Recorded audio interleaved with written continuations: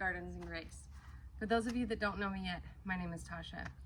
And today I'm going to be resetting my kale bed. Now the kale has been here throughout we planted it in late winter and it's been here throughout the spring. It's just gotten to the point where it's time to pull it up. Lots of white flies are in the kale and I've been fighting them. The kale is still good. So what we're gonna do is actually just harvest it completely. I've been doing this kale with a cut and come again, but like I said, because of the white flies and because it's just getting hotter in the summer and this kale has just been here for a while, I think it's best to go ahead and harvest it and utilize this space to plant something else. So we're gonna do that today. We're gonna harvest the kale. We're gonna reset this half of this bed. We have half of the bed that has okra in it, and the okra is doing great. Heat-loving plant, doing awesome. But the half that has the kale in it, we're gonna take that out and we're gonna reset it and we're gonna plant some other crops here so that we can get the best use out of this space. So let's get started. First, we're going to harvest our kale. And like I said, I'm not doing the cut and come again this time, so I'm just gonna harvest them from down low. We'll kind of leave the roots maybe. We might be able to plant other things around the roots and just leave the roots of the kale. We'll see how that goes.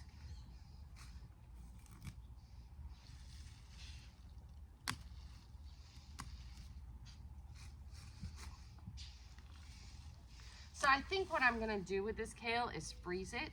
I might cook some tonight and the rest of it I'll probably freeze. Kale freezes really well.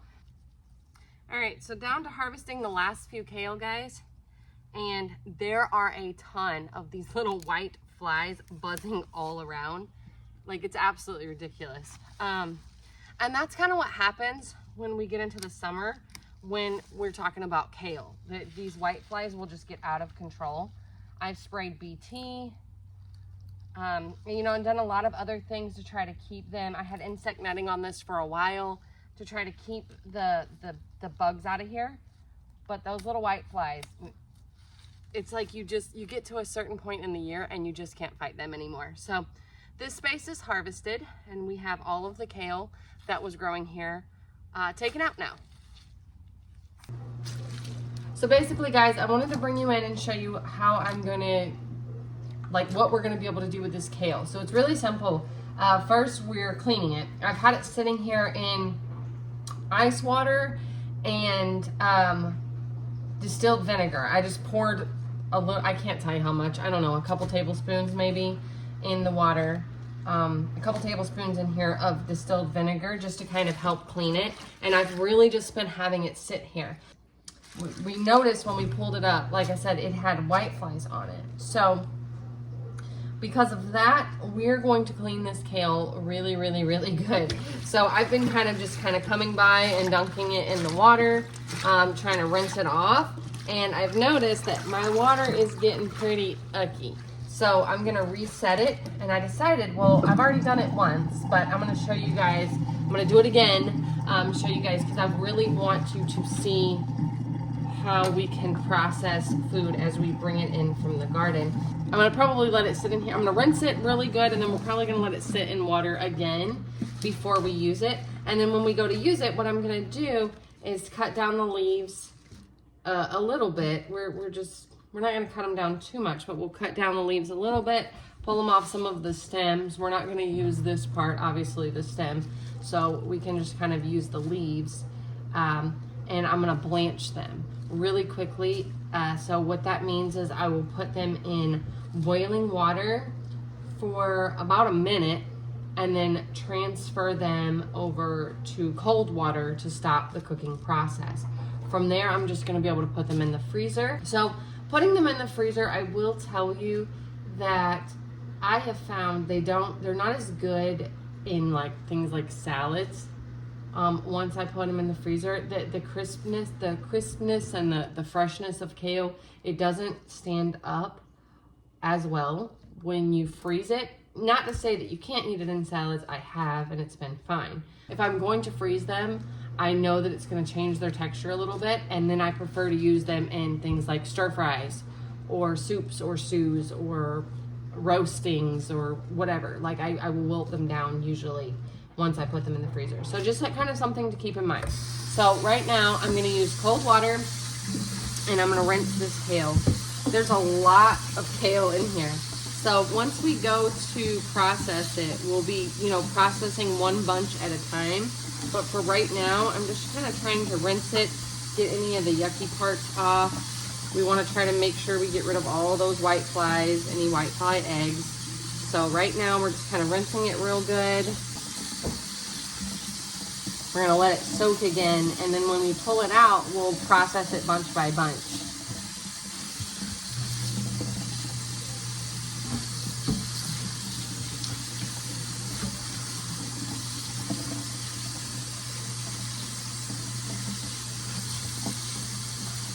So the cool thing is, this is quite a bit of kale, actually, and so we'll be able to put this in the freezer and use it quite a bit. I'll be able to start kale in my area for a fall planting in another month or so. So really, truly, we'll have kale in the ground growing, I don't know, probably by October, and be able to grow this throughout the whole winter. So I'm hearing people say now that kale isn't good for you. I don't know. I don't really watch the news a whole lot or know what's going on with that, but I've had people tell me that used to it was kale is really good for you, and now I'm hearing that it's maybe not so good for you. So I don't know. You guys know about that? Somebody tell me in the comments. Is kale good for you? Is it not good for you? What are you thinking? Are you guys still eating kale?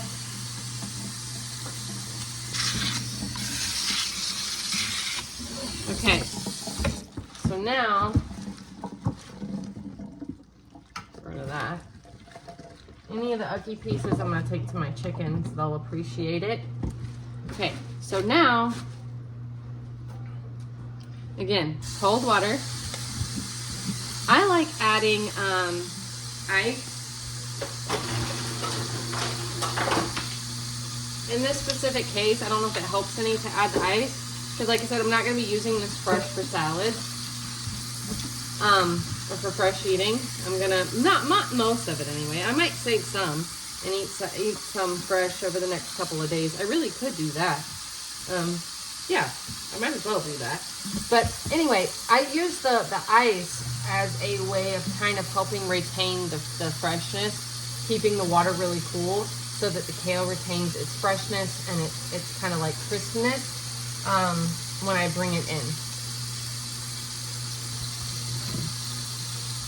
Okay, the next thing I'm going to add is distilled vinegar. So just some regular distilled vinegar. I've added quite a bit already. Since that was out, I've got another container here. Distilled vinegar. Just plain distilled vinegar.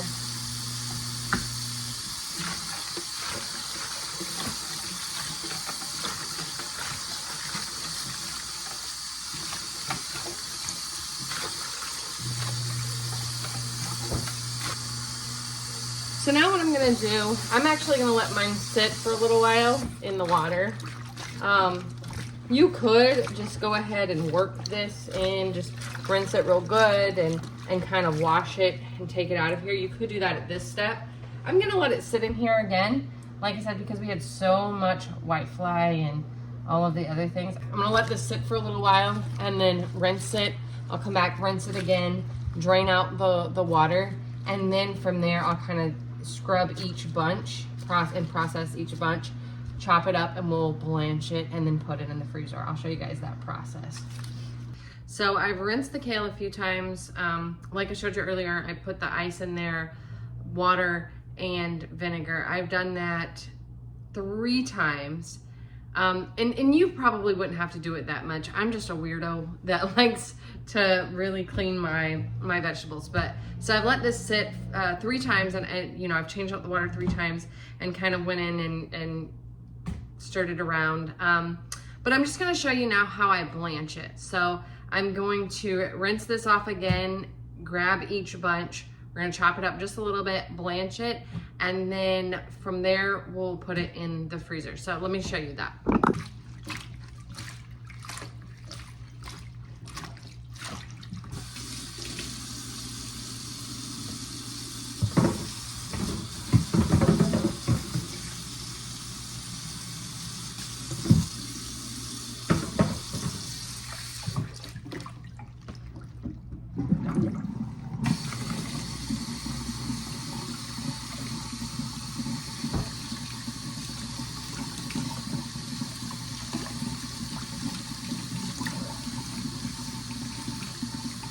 So because we had those white flies, I'm literally checking the leaves on each and every single bunch to make sure there's no white flies, no eggs.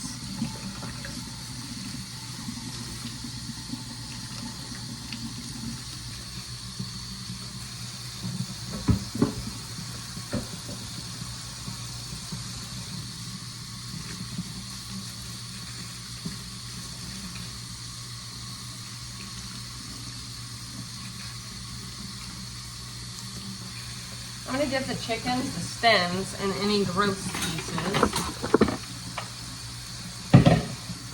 So as I'm checking each one,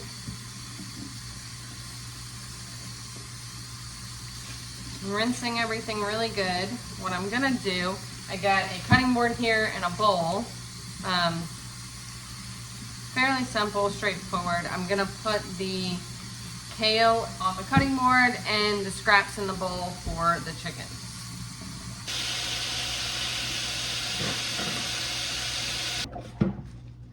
And by blanching, what we're gonna do is literally only cook them for like, I'm gonna put them in a pot of boiling water for literally like a minute, and then pull them out immediately out of that pot of boiling water and put them in ice water.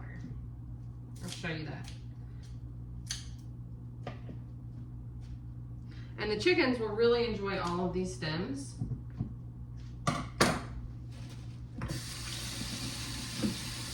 Today is a really hot day outside, so I wanted originally to be outside in my garden, but because of the heat, getting to be inside and doing a chore like this where we're just processing kale. I have some other things to process as well, but kind of being inside doing some processing is really nice on such a hot day.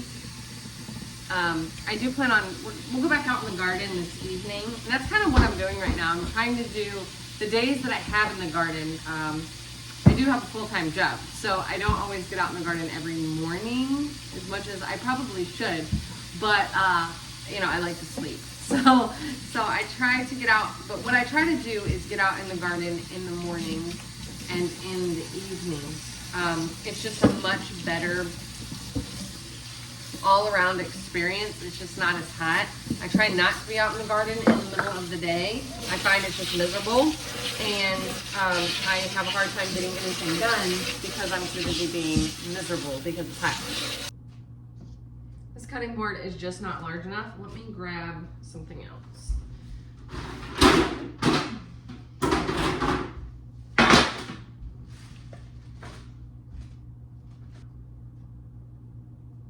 Probably still have to use the cutting board now and this tray that I just pulled out. It's a cookie sheet.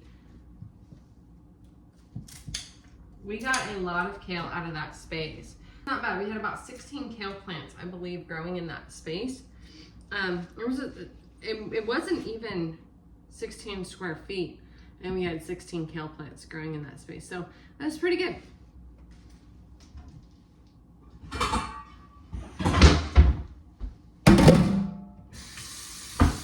So I'm going to start blanching my kale now. I'm probably going to do it in a couple of batches. And then try to portion it out. When I put it in the freezer, I'm going to try to portion it out in about as much as we would use in one sitting. You know, I have a fairly large family. My kids are actually gone for the summer, but they'll be coming back the end of July. So typically when I cook dinner, I'm cooking for about 5 people, sometimes 6, depending. I have an adult daughter who's moved out, but I figure she's gonna start coming home for dinner because, you know, it sucks when you have to cook for yourself and you're 19. But she knows how to make like chicken nuggets and mac and cheese. She had dinner yesterday. I was talking to her, and I said, "Oh, did you have dinner yet?" She said, "I had mac and cheese and pizza rolls." God bless her, and let's y'all pray my child will start eating real food, or learn how to cook. So what I'm gonna do, like I said, is I'm gonna bring this to a boil first, put the kale in it, and then we'll pull it out. So while I'm waiting for that to boil, I'm gonna go ahead and process this kale that I wanna save because we're gonna use over the next probably over the next week, we'll be able to use this here in my house. So we'll do some salads, I'll do some stir fries. I'll just use it up over the next week since we have so much of it. So I've already soaked this kale 3 times, and now I'm just rinsing it, doing the same thing, putting it here. We're gonna cut the stems off.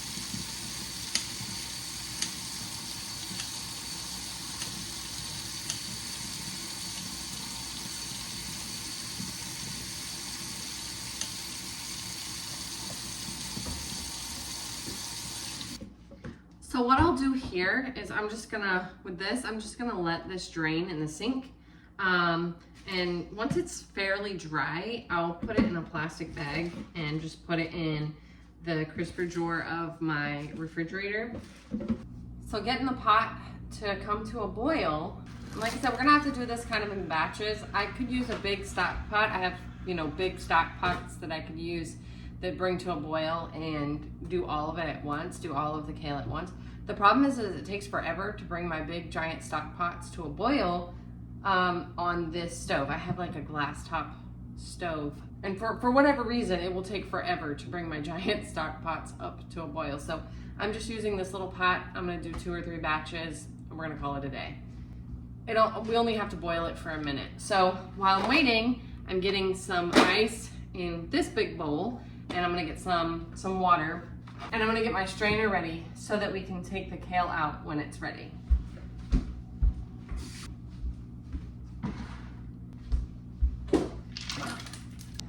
Our water is starting to boil. We're gonna go ahead and drop our kale in. So we don't really have to do this perfectly. We're not gonna have to worry about this too much. The main thing is not overcooking it. I don't wanna overcook it, but I also want to blanch it just a little bit. So that's what we're gonna do.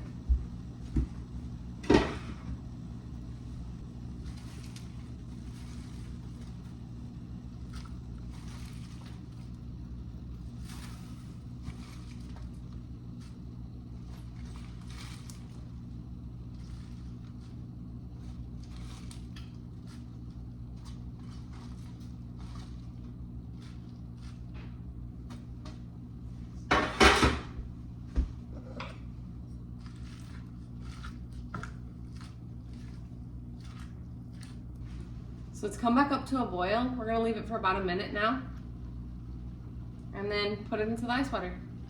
I have a slotted spoon here. I'm just gonna take it out and put it in the ice water with that. You could use lots of other different methods. A strainer, like a metal mesh strainer would probably be best, or a bigger spoon.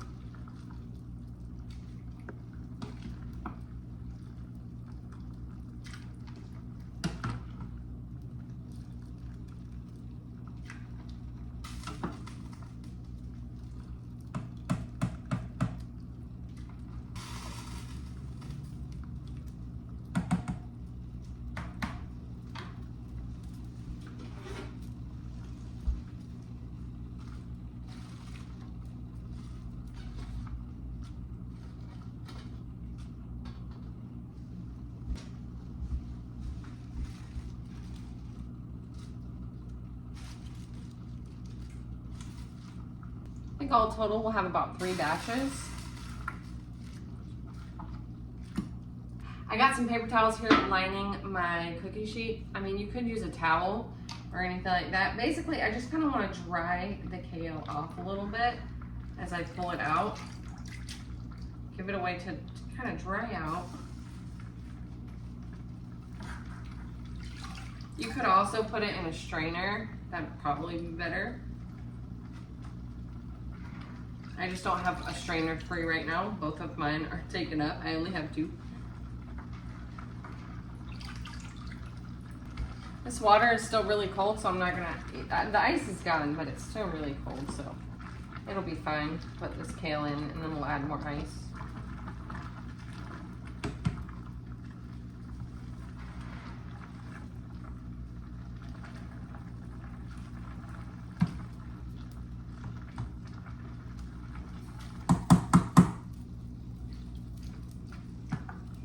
All right, let's do the third and final batch here. And the same thing here, I'm just gonna kind of get some of that off. Put it here. Now this is gonna soak this paper towel, that's okay.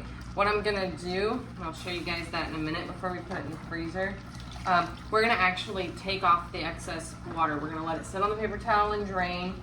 Then we're gonna take it off of this and we'll use another paper towel to kind of dry the water and try to pat the kale down and get some of that water out before we freeze it. Now, either way, kale is gonna have a lot of water retained in it when we freeze it. That's just part of the plant, it's part of what it does, part of who it is. Anytime you freeze kale, you're gonna have water.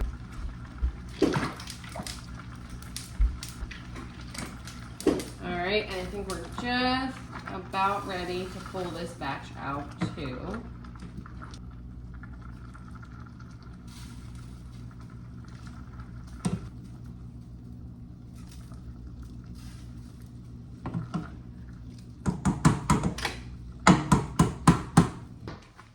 So I got myself out 3 freezer bags. This is our third batch is sitting here. We got our second batch. That's still kind of drying out, but our first batch is ready. So really simple. I'm gonna put it in freezer bags. Now you could do like a food saver bag if you have it and get all the air out. You know, I've seen people with like these reusable silicone bags, which I kind of want to get at some point, just because, I mean, yeah, freezer bags, the plastic that we use in these. But so my point is that you don't have to use a Ziploc bag. That's just what I'm using. I'm gonna get as much of the air out of it as possible. And what will happen is I'll be able to use this kale. I'll probably use it up over the next, I would say 3 batches of kale. We don't eat it all that much. I'll probably use it up within a month or 2.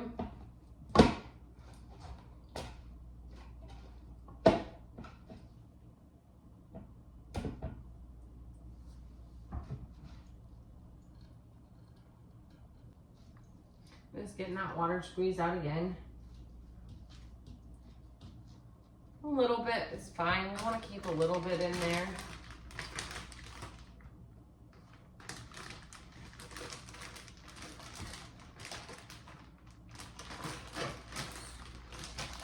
There you go, guys. That's basically it.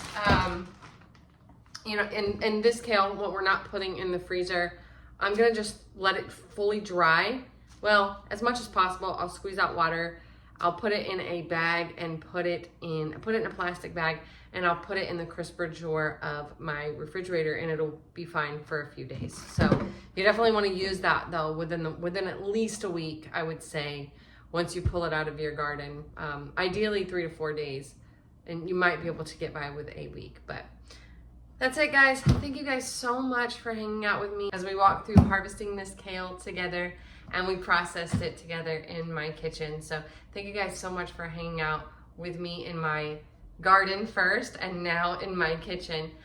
May your garden be filled with grace, and may you be abundantly blessed. We'll see you next time. Bye.